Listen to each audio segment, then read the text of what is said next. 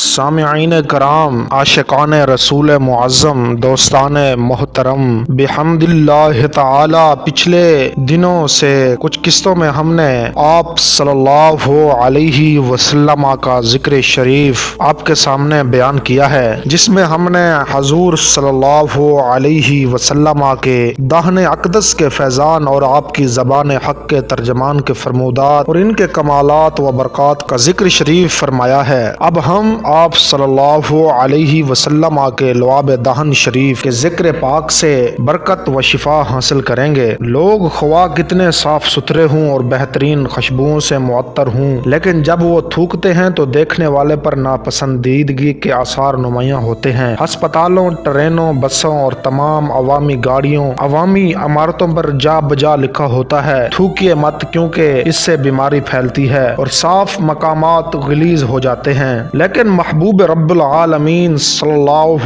علیہ وسلم کے لعاب دہن کی شان ہی نرالی ہے۔ اس نعمت عظما کی قدر اہل عرفان و توفیق سے پوچھو۔ بسم اللہ الرحمن الرحیم، السلام علیکم ورحمۃ اللہ وبرکاتہ۔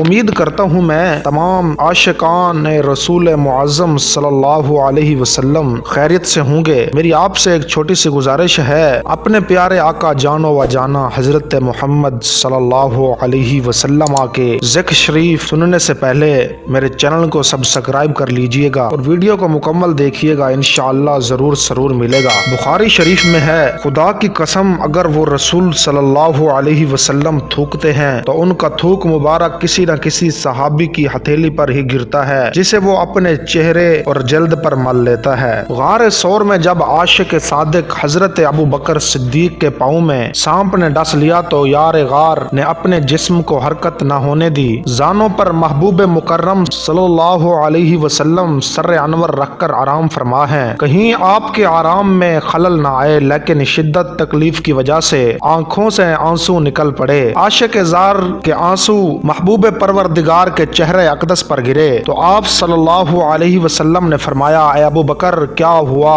عرض کیا، میرے ماں باپ آپ پر فدا ہوں، مجھے ڈس لیا گیا ہے۔ بس آپ نے اپنا تھوک مبارک سانپ کے ڈسنے کی جگہ پر لگایا تو تکلیف جاتی رہی۔ فتح خیبر سے ایک دن پہلے آپ صلی اللہ علیہ وسلم نے فرمایا، کل یہ جھنڈا میں اس کو دوں گا جس کے ہاتھ پر اللہ تعالی فتح عطا فرمائے گا۔ لوگ ساری رات اس حسرت پر مسرت میں رہے کہ دیکھیے صبح کس خوش نصیب کو یہ شرف سعادت ملتی ہے۔ جب صبح نمودار ہوئی تو لوگ حاضر خدمت حضور اقدس صلی اللہ علیہ وسلم ہوئے تو آپ صلی اللہ علیہ وسلم نے فرمایا، علی ابن ابو طالب کہاں ہیں؟ لوگوں نے عرض کیا، اے اللہ کے رسول صلی اللہ علیہ وسلم ان کی آنکھیں دکھتی ہیں۔ فرمایا، جاؤ انہیں بلا کر میرے پاس لاؤ۔ بس انہیں آپ کی خدمت میں لایا گیا تو آپ نے ان کی آنکھوں میں اپنا تھوک مبارک لگایا اور دعا فرمائی تو حضرت علی شفا یاب ہو گئے، گویا کوئی تکلیف تھی ہی نہیں۔ حضرت حنظلہ بن قیس سے روایت ہے کہ حضرت عبداللہ بن عامر بن عزیر رضی اللہ تعالی عنہ کو رسول اللہ صلی اللہ علیہ وسلم کے پاس لایا گیا تو آپ صلی اللہ علیہ وسلم نے اپنا تھوک مبارک ان پر ڈالا اور دعا فرمائی۔ انہوں نے آپ صلی اللہ علیہ وسلم کے لعاب دہن مبارک کو چوس لیا۔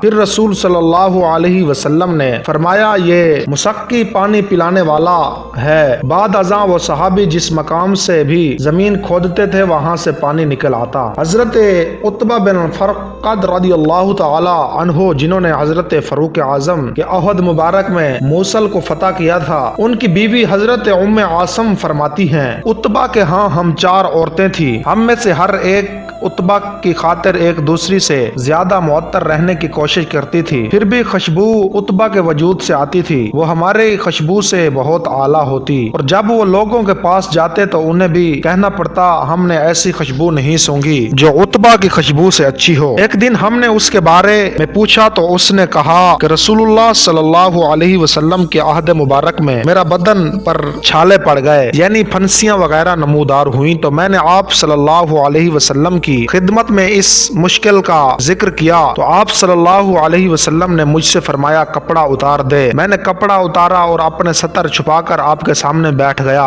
آپ صلی اللہ علیہ وسلم نے اپنا مبارک لعاب دہن اپنے دست مبارک پر ڈال کر میری پشت اور میرے سینے پر مل دیا۔ اس دن سے مجھ میں یہ خوشبو پیدا ہو گئی ہے۔ حالانکہ یہاں انہیں ضرورت صرف اس بات کی تھی کہ تکلیف ختم ہو جائے، تھوڑے پھنسیوں والی مشکل حل ہو جائے، مگر آپ صلی اللہ علیہ وسلم کے لعاب دہن اطہر نے دگنے فیض عطا فرمائے۔ نہ صرف یہ کہ ان کی مشکل کشائی فرمائی بلکہ ان کے بدن کو دائمی خوشبودار بنا دیا، یعنی خوشبو جسم کے اندر سرایت کر گئی۔ حالانکہ اعلیٰ سے اعلیٰ عطر کی بھی زیادہ سے زیادہ 2-4 دن کے بعد خوشبو ختم ہو جاتی ہے، مگر لعاب اطہر کی خوشبو ہے کہ دائمی بھی ہے اور سب پر غالب بھی۔ حضرت برہ بن عازب رضی اللہ تعالی عنہ صحابی رسول روایت کرتے ہیں کہ ہم رسول اللہ صلی اللہ علیہ وسلم کی معیت میں حدیبیہ پہنچے اور ہم 1400 کی جماعت تھی۔ ہم نے حدیبیہ کا کنواں کا سارا پانی کھینچ لیا، یہاں تک کہ ہم نے اس میں ایک قطرہ بھی نہ چھوڑا۔ حضور صلی اللہ علیہ وسلم کو یہ خبر پہنچی تو آپ اس کنویں کے پاس آئے اور اس کے منڈیر پر بیٹھ گئے۔ پھر آپ نے پانی کا ایک برتن منگایا اور وضو فرمایا اور مزید اس میں کلی فرمائی اور دعا کی۔ پھر اپنے وضو و کلی والا متبرک پانی اس کنویں میں ڈال دیا۔ پھر ارشاد فرمایا اب اسے تھوڑی دیر ایسے ہی چھوڑ دو۔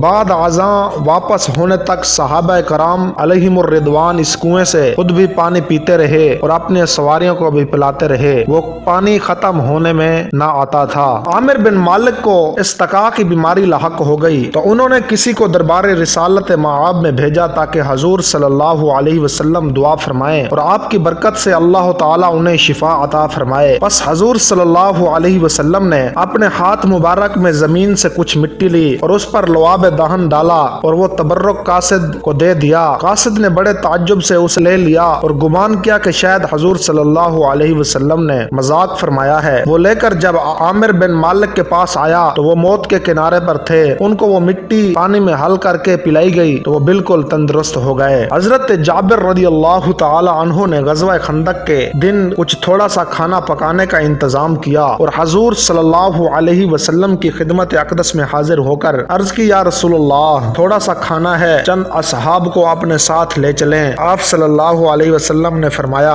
جاؤ اور اپنی بیوی سے کہہ دو کہ جب تک میں نہ آؤں ہانڈی چولہے سے نہ اتارے اور روٹیاں نہ پکائے، اور بلند آواز سے پکار کر فرمایا اے اہل خندق جابر نے ہماری دعوت کی ہے، سب چلو۔ حضرت جابر رضی اللہ تعالی عنہ فرماتے ہیں یہ سن کر میں جلدی سے گھر گیا اور بیوی سے کہا اے نیک بخت حضور صلی اللہ علیہ وسلم مع تمام مہاجرین و انصار اور دیگر ساتھیوں کے ساتھ تشریف لا رہے ہیں۔ اس نے کہا تم نے یہ نہیں کہا تھا کہ کھانا بہت مختصر ہے؟ فرمایا میں نے کہا تھا۔ بیوی نے کہا تو پھر فکر کی کوئی بات نہیں۔ حضور صلی اللہ علیہ وسلم تشریف لے آئے تو حضرت جابر نے گوندھا ہوا آٹا آپ کے روبرو لایا۔ آپ نے اس میں اپنا لعاب دہن ڈالا اور برکت کی دعا فرمائی۔ پھر آپ صلی اللہ علیہ وسلم ہانڈی کی طرف بڑھے اور اس میں بھی اپنا لعاب دہن مبارک ڈالا اور برکت کی دعا فرمائی۔ جب کھانا تیار ہوا تو تقسیم شروع فرمائی۔ حضرت جابر رضی اللہ تعالی عنہ قسم کھا کر کہتے ہیں کہ 1000 صحابہ تھے، سب نے پیٹ بھر کر کھایا مگر کھانا اس طرح باقی تھا گویا کہ کسی نے کھایا ہی نہیں۔ حضرت اسامہ رضی اللہ تعالی عنہ فرماتے ہیں ہم حضور نبی کریم صلی اللہ علیہ وسلم کی معیت میں حج کے لیے نکلے اور جب وادی روحا میں پہنچے تو شفیق امت صلی اللہ علیہ وسلم نے ایک عورت کو دیکھا کہ وہ قصد کر کے آ رہی ہے۔ یہ دیکھ کر نبی رحمت عالم صلی اللہ علیہ وسلم نے اپنی سواری کو روک لیا اور جب وہ عورت قریب آئی تو اس نے عرض کی یا رسول اللہ یہ میرا بچہ جب سے پیدا ہوا ہے یہ بیمار ہی چلا آ رہا ہے۔ یہ سن کر رسول اکرم صلی اللہ علیہ وسلم نے بچے کو پکڑ کر اپنے آگے بٹھایا اور اس کے منہ میں تھوک مبارک ڈالا اور فرمایا